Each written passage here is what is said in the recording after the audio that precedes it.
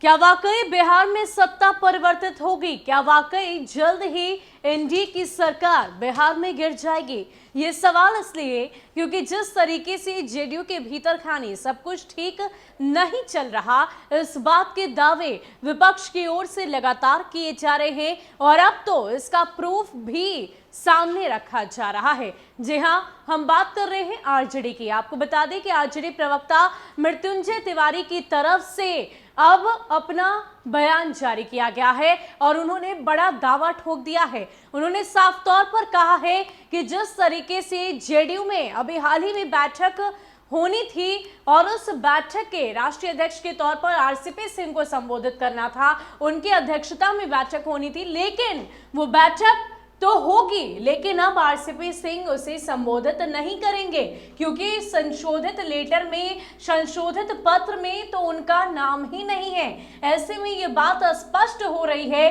कि जेडीयू के भीतर तो आग लग गई है और अब धुआं भी साफ तौर पर उठता हुआ दिखाई दे रहा है।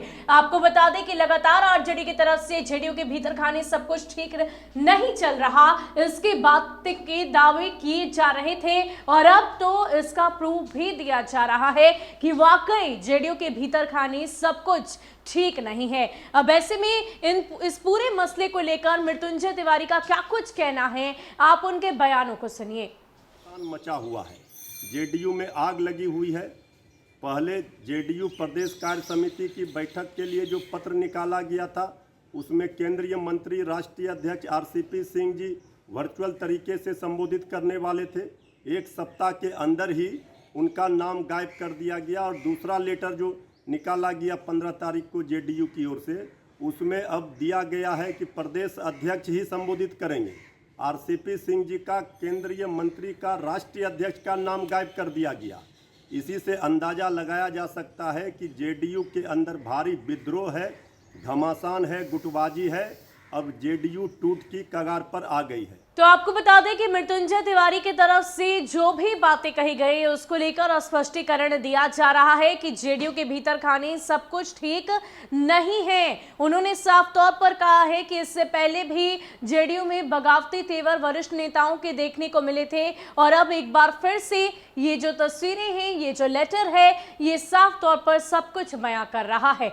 आपको बता दें कि जब से केंद्र के कैबिनेट में आरसीपी सिंह को जगह मिली है, तब से जेडीयू के भीतर खाने कई तरह की बातें चल रही है और इतना ही नहीं, इसको लेकर विपक्ष की ओर से सवाल उठाए जा रहे हैं, प्रश्न उठाए जा रहे हैं, घेरा जा रहा है, निशाना साधा जा रहा है और ये इस बात के दावे लगातार एक सुर में, एक राग में इस बात के दावे किए जा रहे हैं कि जेडीयू में सब कुछ ठीक नहीं और जल्द ही बिहार में सत्ता परिवर्तित हो जाएगी। बता दें कि जिस तरीके से आरसीपी सिंह को केंद्र के कैबिनेट में जगह मिली, 3 चेहरे चर्चा में बने हुए थे। ललन सिंह की बात करें, आरसीपी सिंह की बात करें, उमेश कुशवाहा की बात करें, ये तमाम नाम चर्चा का विषय थे जिन्हें केंद्र की कैबिनेट में जगह मिलनी थी, लेकिन वो जगह नहीं मिली। खासकर ललन सिंह को जब ये जगह नहीं मिली है, उसके बाद से जेडीयू के भीतर नाराजगी है, उसको लेकर चर्चा चरम पर हो रही है।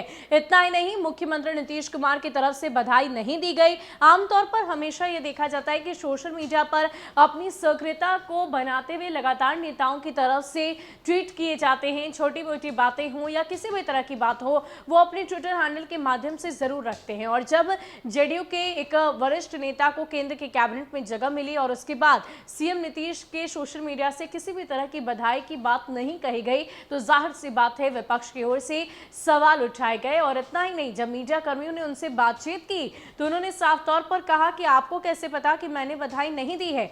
तो जाहिर सी बात है, जो तस्वीरें सामने आ रही थी, जो सोशल मीडिया पर अक्सर मुख्यमंत्री नीतीश कुमार के ट्विटर हैंडल को खंगाला जाए या किसी भी राजनेता के ट्विटर हैंडल को खंगाला जाए, तो हर छोटी बड़ी बात वो अपने सोशल मीडिया के माध्यम से कहते नजर आते हैं। लेकिन इन सब के बीच मुख्यमंत्री नीतीश कुमार ने इन तमाम दावों को सिरे से खारिज कर दिया और ये कहना बिल्कुल भी गलत नहीं होगा कि राजनेताओं की ये तो आदत सी हो गई है या उनकी ये आदत में शुमार होता है कि जो चीज़ें, जो तस्वीरें सामने चल रही होती है, उससे वो एक्सेप्ट नहीं करते, उन्हें वो स्वीकार नहीं करते। भले ही आग लगी हो, धुआं उठ रहा रहा हो, तस्वीरें सब कुछ साफ हो रही हो, लेकिन बावजूद वो इन बातों को स्वीकारते नहीं हैं, सिरे से खारिज कर देते हैं। लेकिन कुछ ना कुछ तो है, कुछ ना खिटपिट तो जरूर ही चल रही है, क्योंकि जिस तरह से ये लेटर वाली बात सामने आई, क्योंकि इस बात की जानकारी हमने भी आपको पहले दी थी कि आरसीपी सिंह बैठक करेंगे और उसके बाद ये तय होगा कि पार्टी का राष्ट्रीय अध्यक्ष कौन होगा। क्योंकि जैसे ही केंद्र में उन्हें जगह मिली, उसके बाद इस बात की भी चर्चा होने लगी कि आखिर पार्टी का राष्ट्रीय अध्यक्ष कौन होगा। और पार्टी के संविधान की बात करें तो राष्ट्रीय अध्यक्ष और उपेंद्र कुशवाहा जिस पोजीशन पर है, उन दोनों ही पोजीशन पर एक ही नेता को होना चाहिए, लेकिन अभी फिलहाल दोनों अलग अलग हैं, यानी कि उपेंद्र कुशवाहा अलग और आरसीपी सिंह अलग। लेकिन कायदे से, कानून से, पार्टी के संविधान के अनुसार से उपेंद्र कुशवाहा या फिर आरसीपी सिंह को ही राष्ट्रीय अध्यक्ष होना चाहिए। लेकिन देखने वाली बात यह होगी कि अब उपेंद्र कुशवाहा को जिस तरीके से तरजीह पार्टी के भीतर दी जा रही है, क्या वाकई वो आने वाले वक्त में राष्ट्रीय अध्यक्ष बनाए जा सकते हैं? क्योंकि जिस तरीके से केंद्र के कैबिनेट में आरसीपी सिंह को जगह मिली, उसके बाद से जेडीयू में सब कुछ ठीक नहीं, ऑल इज वेल नहीं। ऐसे में चर्चाएं चरम पर हो रही है, विपक्ष सवाल खड़े कर रहा है और बिहार में सत्ता परिवर्तित होने के दावे लगातार किए जा रहे हैं। इस पूरे मसले को लेकर आपकी क्या राय है, हमें कमेंट सेक्शन में जरूर बताइएगा। क्या आप भी वाकई यही सोचते हैं कि बिहार में सत्ता परिवर्तित हो जाएगी? तो आप हमें जरूर कमेंट सेक्शन में लिखकर बताइए अपनी राय। और फिलहाल के लिए इतना ही। ऐसे ही तमाम अपडेट्स के लिए आप बने रहें न्यूज़ वन नेशन के साथ। नमस्कार।